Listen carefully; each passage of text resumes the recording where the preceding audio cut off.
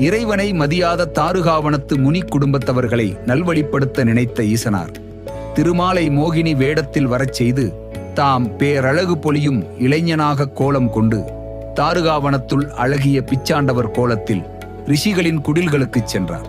பிச்சாண்டவரின் அழகைக் கண்ட முனி மனைவியர்கள் காதல் வயப்பட்டு தங்கள் கணவர்களை விட்டுவிட்டு பிச்சாண்டவர் பின்னே சென்றனர்.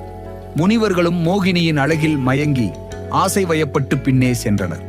அவர்களுக்கு சுய நினைவு வந்தபோது தாமும் தம் மனைவியரும் நிற்கும் கோலத்தை உணர்ந்து கோபம் கொண்டு பிச்சாண்டவர் வடிவில் இருந்த சிவனாரை அழிக்க யாகம் ஏற்றி புலி, யானை, பாம்பு, சூலம், மான், பூதப்படை முதலியவைகளை ஒவ்வொன்றாக ஏவி சிவனை அழிக்க முயன்றனர். ஆனால் அப்படைகள் பிச்சாண்டவரை கொல்லும் ஆற்றல் இல்லாது போய் பிச்சாண்டவருக்கே ஆடையாய், அணியாய், கருவியாய் அடைக்கலம் புகுந்தன.